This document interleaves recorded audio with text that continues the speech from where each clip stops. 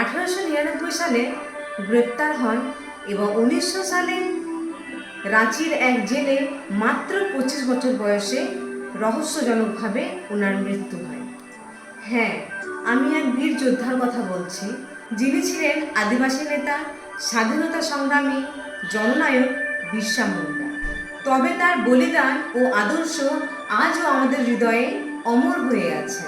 বিরসা মুন্ডা শুধু একজন বিদ্রোহী নেতাই ছিলেন না, তিনি ছিলেন আদিবাসী সম্প্রদায়ের মর্যাদা ও অধিকার রক্ষার প্রতীক। ওনার নেতৃত্বে মুন্ডা বিদ্রোহ বা উলগুলানি ছিল আদিবাসীদের জমি ও স্বাধীনতার জন্য এক ঐতিহাসিক সংগ্রাম। তিনি বীরসাইট আন্দোলনের মাধ্যমে আদিবাসীদের মধ্যে ঐক্য ও আত্মবিশ্বাস জাগিয়েছিলেন, তাদের শিক্ষিত ও সংগঠিত হওয়ার আহ্বান জানিয়েছিলেন।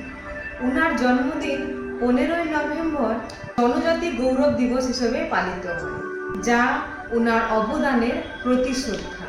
আজকের দিনে আমাদের শপথ নেওয়া উচিত যে আমরা ওনার পথ অনুসরণ করে শোষণ ও বৈষম্যের বিরুদ্ধে লড়াই করব।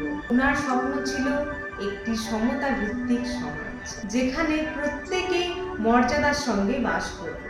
আমাদের দায়িত্ব এই স্বপ্নকে বাস্তবায়িত করা। আমি বলতে চাই, বিরসা মুন্ডার বলিদান আমাদের সত্য ও ন্যায়ের প্রতি অবিচল থাকবে।